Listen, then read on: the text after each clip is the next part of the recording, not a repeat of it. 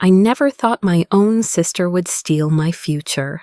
But there I was, staring at my phone screen, showing a balance of $847 where there should have been $50,000. $50,000 gone. My entire house down payment fund vanished like it never existed. My name is Rebecca Thompson, and at 28, I thought I had my life figured out. 2 jobs, careful budgeting, and 3 years of saying no to every vacation, every dinner out, every cute dress that caught my eye. All for this moment, buying my first house. I'd been so proud of that savings account, watching it grow from nothing to a real down payment. My parents had been proud too, always bragging to their friends about their responsible daughter, who was going to own property before 30. What I didn't know was that while they were praising me to outsiders, they were setting me up for the biggest betrayal of my life. The Thompson family dynamics had always been crystal clear. Sarah, my older sister at 30, was the golden child. She was spontaneous, charming, and somehow everything always worked out for her. When she crashed Dad's car in high school, it was just an accident. When she dropped out of college junior year, it was because she was finding herself. When she moved back home at 26 with credit card debt, it was temporary until she got back on her feet. And me, I was the responsible one. The one who never caused problems. The one who helped pay for family vacations I couldn't afford. The one who always said yes when they needed something, even when it hurt my own goals. 3 months ago, Dad had suggested I move my house savings into a joint account with them. Tax benefits, he'd said, adjusting his glasses the way he did when he was being serious. Plus, it'll earn better interest, and if anything happens to you, we can help manage things. Mom had nodded enthusiastically. It's just smart planning, honey. We're not going anywhere, and this protects your money. It made sense at the time. They'd never touched my money before. They knew how important this house was to me. They'd watched me work 60-hour weeks, turn down dates because I was too tired, skip family dinners because I was working my second job at the restaurant. They'd seen the Pinterest boards, the spreadsheets tracking every dollar, the real estate websites bookmarked on my laptop. The warning signs were there, glaring at me in retrospect. Sarah's new designer handbags, the expensive dinners she'd post on Instagram, her casual mentions of looking at cars while she was supposedly job hunting. Mom and Dad's constant excuses for her unemployment. The job market is tough. She's being selective. She just needs time to find the right fit. But I was so focused on my goal, so tunnel-visioned on that house, that I missed what was building around me. I trusted them. God help me. I trusted them completely. The morning it all fell apart started like any other Tuesday. I had a meeting with Jennifer, the realtor who'd been helping me search for months.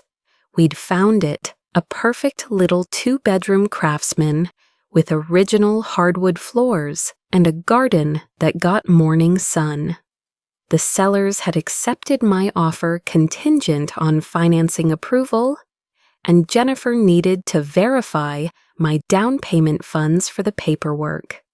I was sitting in my car outside her office, double-checking the account balance on my phone before walking in. Routine verification.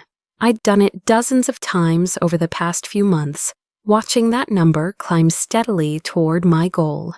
But instead of $50,000, the screen showed $847. My hands started shaking. This had to be a mistake. Bank error, app glitch, something. I refreshed the page, logged out and back in, even restarted my phone. The number didn't change. $847. I called the bank's customer service line with trembling fingers, certain they'd explain it away. Some technical issue they'd fix immediately. I'm showing a withdrawal of $49,153 on November 15th, the representative said in that practiced, neutral tone they all used. Authorized by joint account holder Sarah Thompson. The world tilted. Sarah. My sister Sarah had taken my house money. That's impossible, I managed. She wouldn't. That money is for my house. I'm sorry, ma'am, but the withdrawal was properly authorized. Is there anything else I can help you with today? I hung up and immediately called my parents' house. Mom answered on the second ring, her voice bright and cheerful. Rebecca, how's my hard-working girl? Mom, Sarah took my house money. The words came out flat, emotionless. I was still in shock. Oh. A pause. Well, honey, she needed it for the car. You can just save again. She needs this more than you do right now. I sat in my car, engine off, trying to process what I'd just heard. My mother, the woman who'd raised me, who'd taught me about saving and responsibility and working hard for what you want, had just told me that my sister's luxury car was more important than my future. Mom, that was 3 years of saving. That was my down payment for a house. Rebecca, don't be dramatic. It's just money. Family helps family. Sarah's been having such a hard time, and this car will help her get interviews. She'll pay you back. With what job, Mom? She's been unemployed for 8 months. Don't be selfish, Rebecca. This is what family does. Selfish.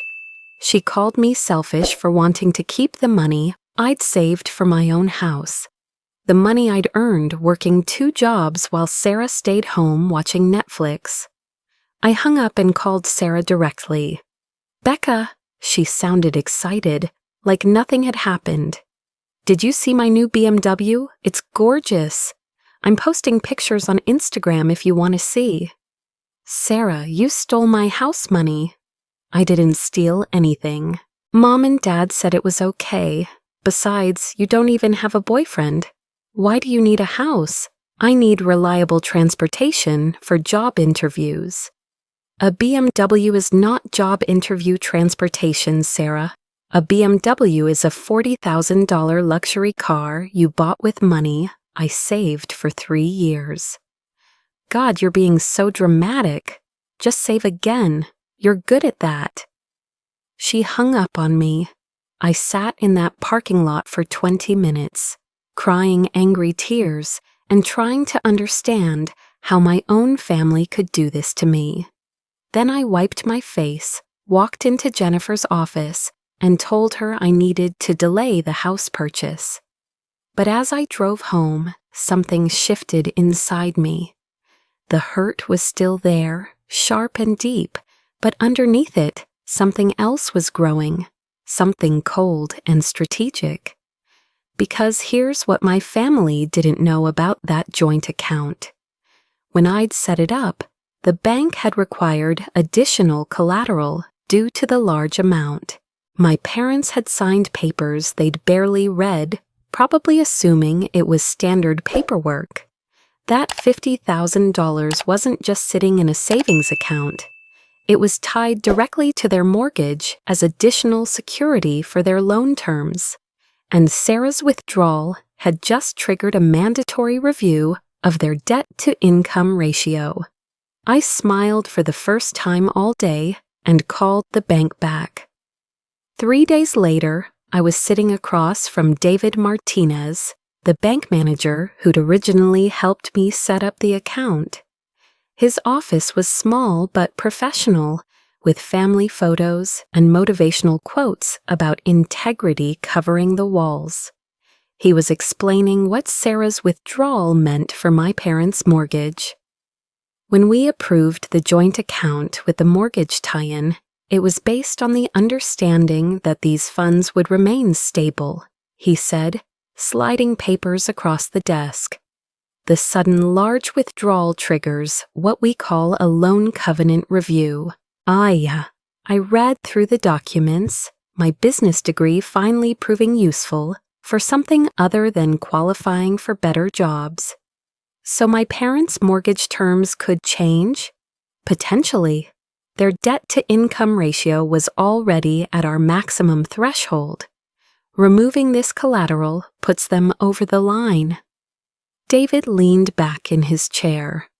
Honestly, Rebecca, I'm surprised they agreed to this setup if they weren't planning to keep the funds stable. The paperwork was very clear about the implications. I don't think they read it carefully, I admitted. They probably just saw it as helping me with better interest rates.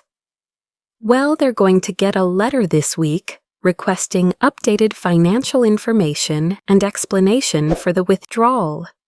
Depending on their current income and the purpose of the withdrawal, we may need to restructure their loan. This was better than I'd hoped. My parents were living on Dad's pension and Mom's part-time income from the gift shop. They'd qualified for their mortgage originally because they'd had my college fund as additional security, money they'd used for Sarah's failed business venture 2 years ago. Now, with my house fund gone too, they were financially exposed. What are my options for recovery? I asked. Since you're a joint account holder and the withdrawal was made without your consent for the fund's intended purpose, you have several paths. Civil recovery, certainly. Possible fraud charges if you can prove she knew the money was specifically earmarked and off limits.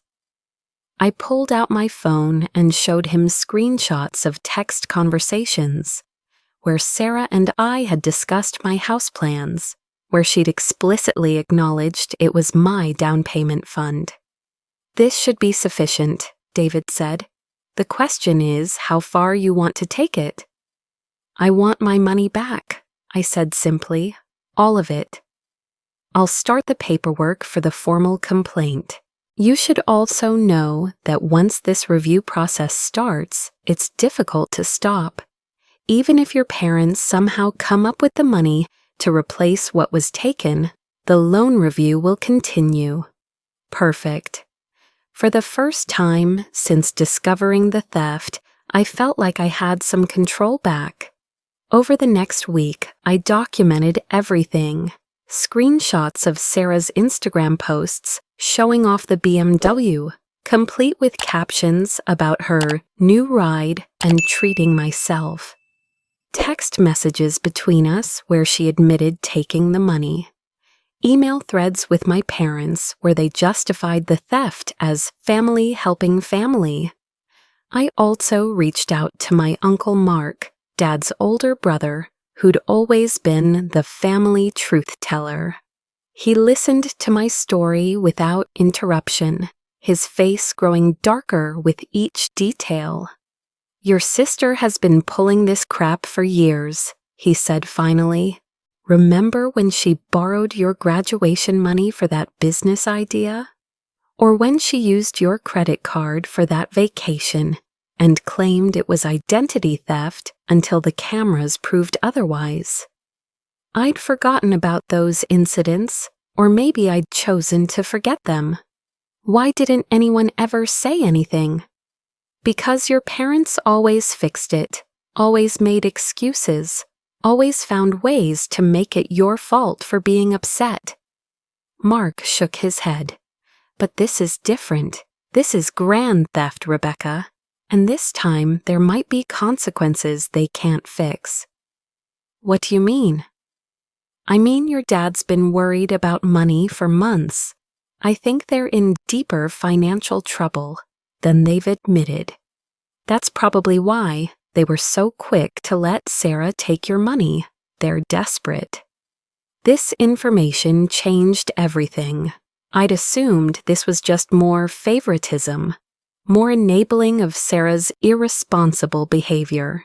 But if they were financially desperate, If they'd calculated that sacrificing my future was worth protecting their present, then this betrayal went even deeper than I'd realized.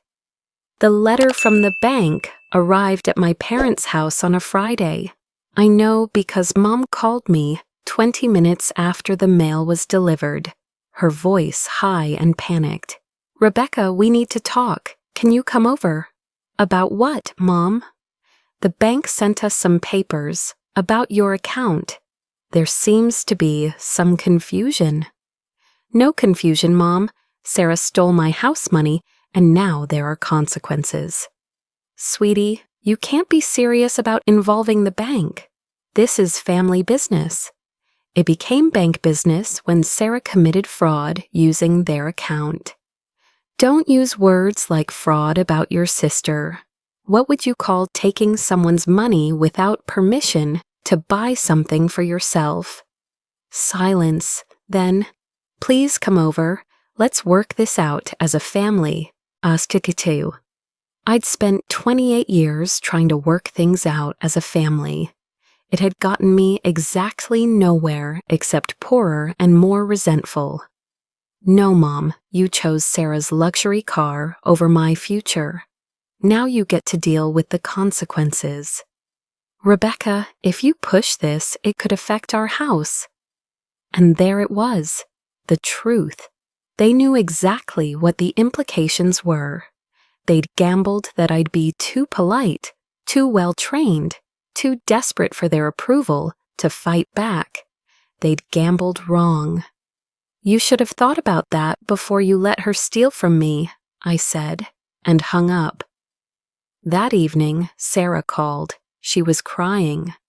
"Becca, you have to stop this bank thing. Mom and Dad are freaking out. They could lose the house." "Then you better figure out how to return my money." "I can't return it. I already bought the car. I can't just undo a car purchase." "Sure you can. It's called selling it." "But I'll lose money.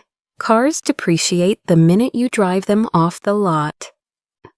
I started laughing, actually laughing. "Sarah, you're upset about losing money on a car you bought with my stolen house fund?" "It's not stolen. Mom and Dad said I could have it." "Mom and Dad don't own that money. I do. I earned it, I saved it, and you took it." "You're being completely unreasonable." "I'm being unreasonable?" My voice was getting louder. "You steal $50,000 from me, and I'm unreasonable for wanting it back. It's just money, Rebecca. You can save more." "Then you can earn more to buy your own car." She hung up on me, again. But 20 minutes later, she called back. "Okay, what if I give you half back now and pay you the rest over time?" "All of it, now." "I can't do that." "Then enjoy your car while you can, because the bank's fraud investigation is just getting started." This time I hung up on her. The next few days were quiet, too quiet. I knew my family was regrouping, planning their next approach. They'd never encountered this version of me before, the version that didn't immediately cave to emotional manipulation and guilt trips. The call came from Dad on Tuesday evening. "Rebecca, this has gone far enough. You're hurting your mother with this bank nonsense." "I'm hurting Mom? Sarah stole my house money, and I'm the one hurting people?" "Your sister made a mistake, but involving lawyers and banks? That's vindictive." "It's not vindictive, Dad. It's justice." "Justice?" His voice was getting that edge it used to get when I was a teenager and had dared to disagree with him. Justice is understanding that family takes care of family. Justice is recognizing that your sister was in a desperate situation and needed help. What about my desperate situation? What about my need for a house? What about 3 years of 60-hour work weeks? You're young, you have time to save again. And Sarah's old enough to get a job instead of stealing from family. She didn't steal anything. We gave her permission. You don't have permission to give away my money, Dad. The silence stretched between us. Finally, he spoke again, his voice cold. If you continue with this legal action, there will be consequences, Rebecca, for all of us. I'm counting on it, I said, and meant it. Because here's what they still didn't understand. I wasn't the same person who'd let them walk over me for 28 years. That person had died the moment I saw my bank balance. The person talking to Dad right now was someone new. Someone who'd learned that family loyalty was supposed to go both ways. Someone who'd discovered that being loved shouldn't cost everything you've worked for. Someone who was about to make them all learn the same lesson. The timing couldn't have been more perfect. Thanksgiving was 3 weeks away, and for the first time in my adult life, I was actually looking forward to it. Not because I missed the family drama or Mom's dry turkey, but because I'd realized something powerful. The best revenge is served cold, in front of an audience. My lawyer, Patricia Williams, had been methodical in building the case. Your sister's social media posts are particularly damaging to her defense, she'd said during our last meeting, scrolling through Sarah's Instagram. She's literally documenting the theft in real time. The posts were everywhere. Sarah posing next to her new BMW with captions like, "Dreams do come true," and "Sometimes you have to take what's yours." She'd even posted a video of herself getting the keys, saying, "My family finally came through for me." The comments from her friends were telling too. Several people asking how she'd suddenly afforded such an expensive car when she'd been unemployed for months. The fraud case is solid, Patricia continued, but I think the civil route will be faster and more effective, especially with the bank's loan covenant review putting pressure on your parents. The bank's letter had created exactly the chaos I'd hoped for. Mom called every day now, her voice increasingly desperate. Dad had gone silent, which was somehow worse, and Sarah had started leaving voicemails that swung wildly between apologetic begging and furious accusations. But the most interesting development came from Uncle Mark. "Your cousin Jennifer called me last night," he said when we met for coffee. Apparently, Sarah tried to borrow money from her and Uncle Tom to deal with some family financial issues. When Jennifer pressed for details, Sarah let slip that she might have to return a car. "She's starting to panic," I said, stirring my latte. "Good, but Rebecca, you should know. Your parents called Tom too. They're trying to borrow against their life insurance to come up with your money."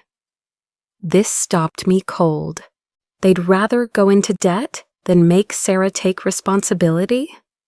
That's exactly what they'd rather do. They're in deeper than we thought, kiddo. Tom thinks they've been using credit cards to supplement their income for years.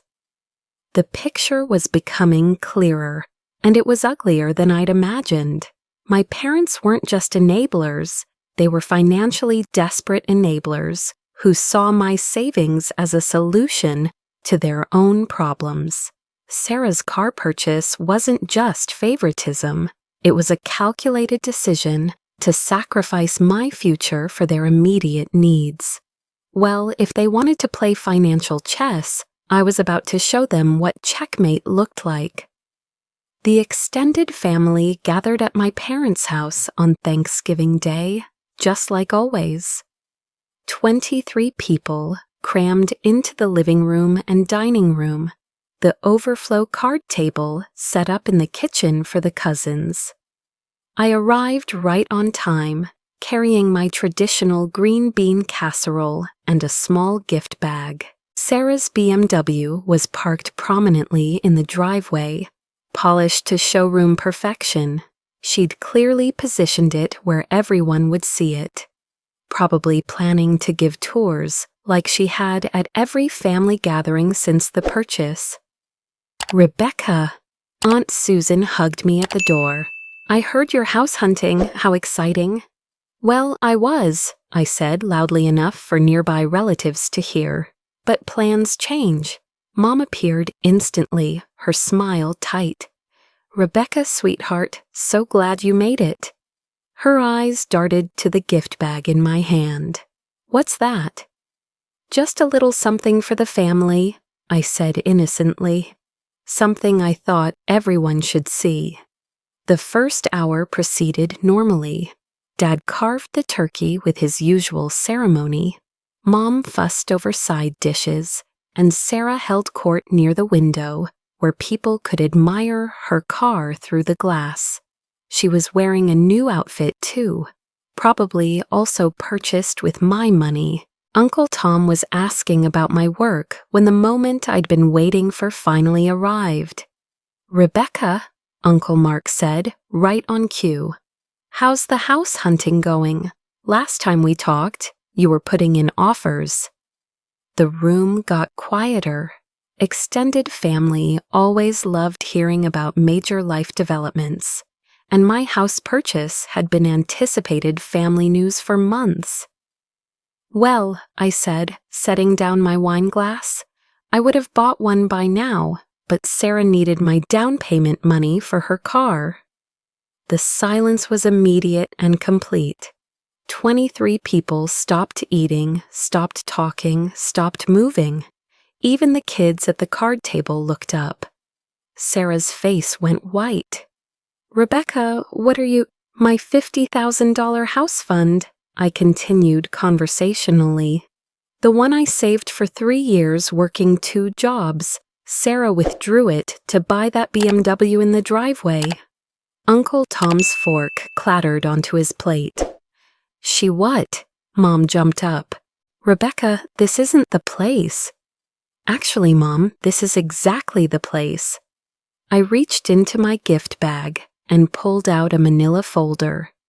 Since we're all family here, I thought everyone should know what's been happening.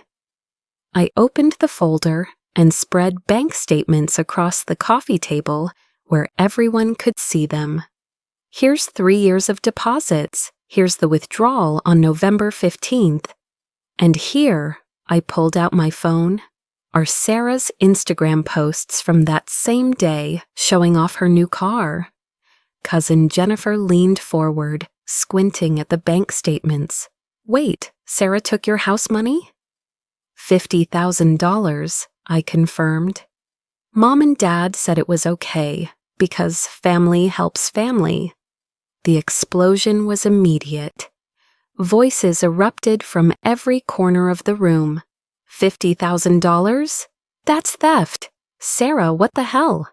You took her house money for a car? Sarah stood up, her face red. "You're making it sound worse than it is. Mom and Dad said I could borrow it." "Borrow?" Uncle Mark's voice cut through the chaos. "Where's the loan paperwork? What are the repayment terms?" "It's not that formal," Dad said, finally speaking up. "It's family business."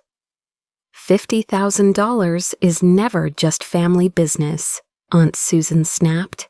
"That's grand theft." I pulled out more papers from my folder. "Here's my lawyer's assessment of the case, and here's the bank's letter to Mom and Dad about their mortgage review, triggered by Sarah's withdrawal." "Their mortgage review?" Uncle Tom stood up. "What does this have to do with their mortgage?" "The account was set up with their house as additional collateral," I explained. "Sarah's theft violated the loan covenant. They could lose the house." This revelation sent another wave of shocked murmurs through the room. Mom was crying now, and Dad looked like he wanted to disappear into the floor. "So let me get this straight," Cousin David said slowly. Sarah stole Rebecca's house money, bought a luxury car, and now Mom and Dad might lose their house because of it? That's exactly right, I said. Sarah pointed at me with a shaking finger. You're destroying this family. I'm not destroying anything, Sarah. You are. You've been stealing and lying and manipulating for years. And Mom and Dad have been covering for you. Well, congratulations. This time the consequences are bigger than they can fix. Uncle Mark was studying the bank documents. Rebecca, what are you asking for here? Full repayment of my money within 48 hours, or I proceed with fraud charges. 48 hours, Mom gasped. That's impossible. Then Sarah better figure out how to return that car fast. I can't return it, Sarah shrieked. I already signed the papers. I'll lose money. You should have thought of that before you stole mine. The room erupted again, family members taking sides, asking questions, demanding explanations. Through it all, I sat calmly, watching my family finally see Sarah and my parents for who they really were. The aftermath was swift and decisive. By Friday evening, I had 15 missed calls from various family members, most of them supportive. Uncle Tom left a voicemail saying he'd always suspected something like this would happen. Cousin Jennifer texted that she was proud of me for standing up for myself. But the most important call came from Sarah at 2 a.m. on Saturday morning. Rebecca, please, I'm begging you, I'll do anything. Return my money. I can't. I talked to the dealership. They'll only give me $37,000 for the car. I'll lose $13,000. Then you'll need to come up with the other $13,000 some other way. With what? I don't have a job. Then get one, or ask Mom and Dad to cover the difference from their life insurance loan. Silence. Then, how do you know about that? Sarah, I know about everything now. The credit card debt, the mortgage problems, the fact that you've been stealing from family for years.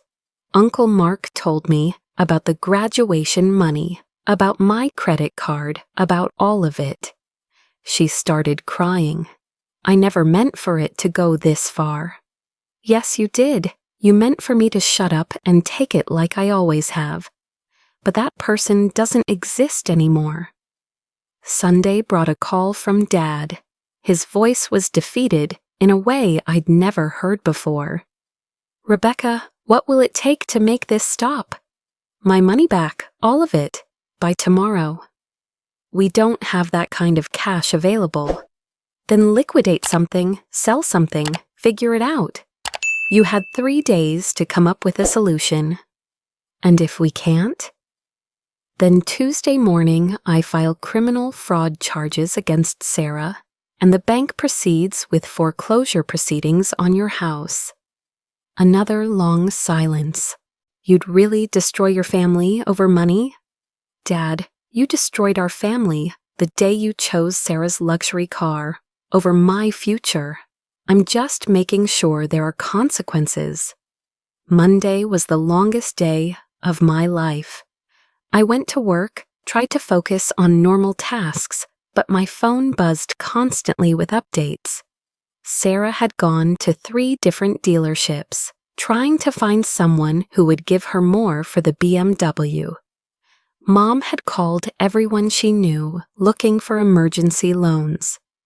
Dad had contacted a financial advisor about liquidating retirement accounts. At 4 p.m., Patricia called. They're not going to make it, are they? She said. Doesn't look like it.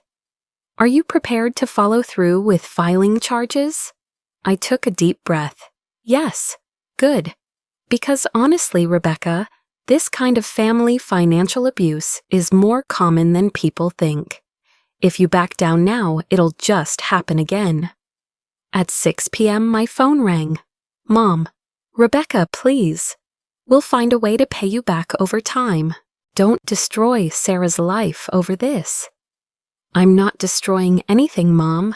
Actions have consequences. That's something you should have taught Sarah years ago. She's your sister, and I'm your daughter, but that didn't stop you from letting her steal my future. At 8 p.m., Uncle Mark called. Your dad just asked me for a $30,000 loan, told me the whole story, or his version of it, anyway. What did you tell him? I told him that maybe it's time Sarah learned to clean up her own messes. At 10 p.m., Sarah called one last time. Fine, you win. I'll return the car tomorrow and give you whatever they give me for it. All of it, Sarah, $50,000, not $37,000. I don't have the other 13. Then you better figure out where to get it. She hung up on me, but I knew she'd caved. The real question was whether she could actually come up with the full amount. Tuesday morning brought my answer in the form of a bank transfer notification. $50,000 deposited back into my personal account. Sarah had somehow managed to return the car and convince my parents to cover the depreciation loss with a loan against Dad's pension. I stared at the notification for a long time, feeling something I hadn't expected. Not triumph, but sadness. It was over, but the family I'd grown up in was permanently broken. Patricia called that afternoon. Congratulations, your money's back. It doesn't feel like a victory. That's because you're not vindictive, Rebecca. You're just someone who finally learned to protect herself. There's a difference. She was right. This wasn't about revenge. It was about boundaries. About refusing to be the family ATM anymore. About standing up for myself in a way I'd never been able to before. The real transformation began in the weeks that followed. With my down payment restored, I was able to move forward with buying the house. But more than that, I was able to move forward as a different person. The house I eventually bought was perfect. A small craftsman bungalow with morning light in the kitchen and a garden where I could grow vegetables. But the best part wasn't the house itself. It was the fact that I'd bought it entirely on my own terms, with my own money, without any family interference or help that came with strings attached. Setting boundaries with my family was harder than recovering the money had been. I implemented what my therapist called an information diet, sharing only basic, necessary information with my parents and Sarah. No more detailed updates about my finances, my career, my relationships, or my plans.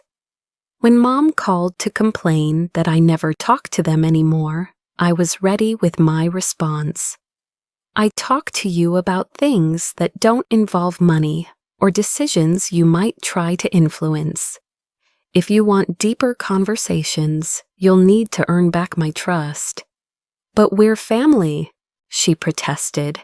Family members don't steal from each other, I replied. When you're ready to acknowledge what happened and take real responsibility for it, we can talk about rebuilding our relationship. The holidays that year were different. I spent Thanksgiving with Uncle Mark and his family, Christmas with friends, and New Year's Eve at a party where no one knew my family drama or expected me to be anyone other than who I was. Sarah tried to reconnect a few months later, calling to tell me she'd finally found a job. I thought you'd want to know I'm getting my life together, she said. That's good, Sarah. I hope it works out for you. Maybe we could have lunch sometime, start over. I'm not interested in starting over, I said. Starting over implies we both made mistakes. You stole from me, and Mom and Dad enabled it. I protected myself. Those aren't equivalent actions. So you're never going to forgive me? Forgiveness isn't the same as relationships, Sarah. I can forgive you for my own peace of mind. But that doesn't mean I have to put myself in a position where you can hurt me again." The most surprising change was how this experience affected other areas of my life. At work, I started negotiating more assertively for raises and better assignments. In dating, I recognized manipulation tactics I'd previously ignored. In friendships, I learned to set boundaries around lending money and doing favors. I also discovered something unexpected. Other people in my life had been waiting for me to stand up for myself. Colleagues who'd seen me get overlooked for promotions suddenly started recommending me for opportunities. Friends who'd watched me get taken advantage of began respecting my opinions more. "You're different," my friend Lisa said over dinner 6 months later. "More confident, more, solid." I learned that I don't have to accept bad treatment just because it comes from people who claim to love me, I said. That's a hard lesson, but a necessary one. A year later, I got an unexpected call from cousin Jennifer.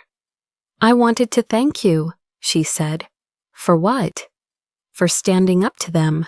Sarah tried to borrow money from me last month for some emergency, and when I said no, she tried all the same guilt tactics she used to use on you.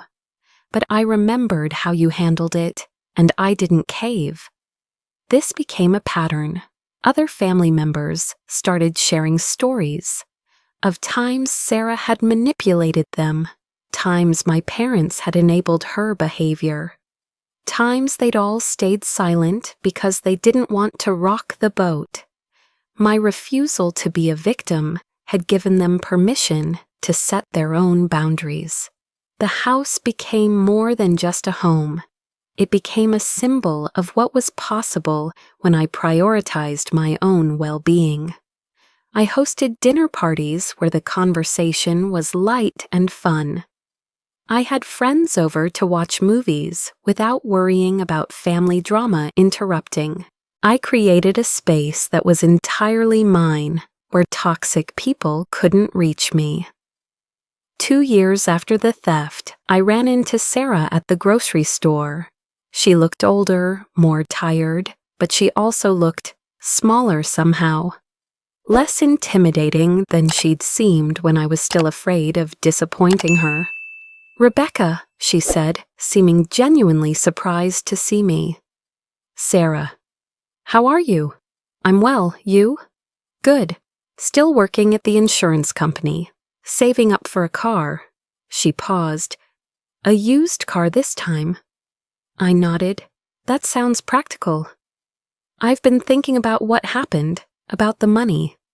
"Okay. I know you probably won't believe this, but I really am sorry.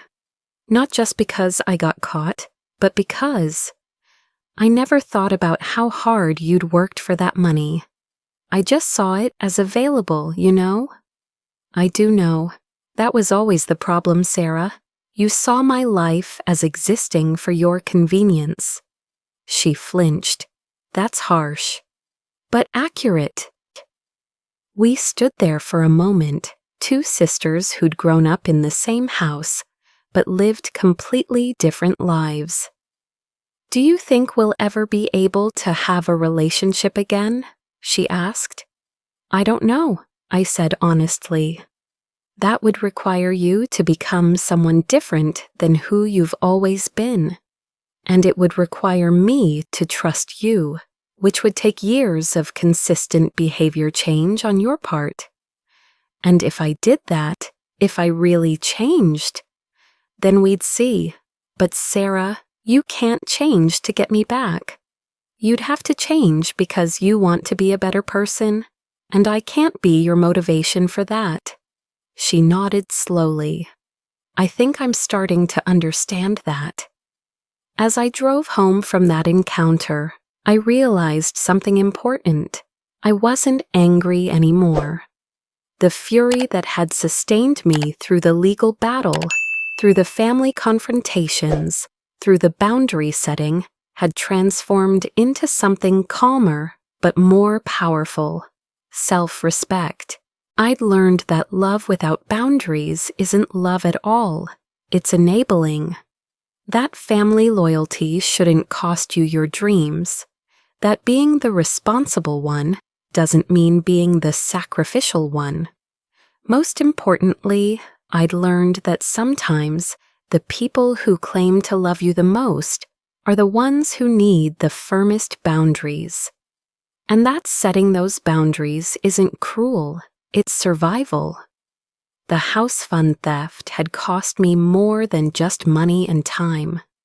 It had cost me the illusion of a loving, supportive family. But in return, it had given me something more valuable: the knowledge that I could protect myself, fight for myself, and build a life that nobody could steal from me. And that, I realized as I pulled into my own driveway, was worth $50,000 and then some.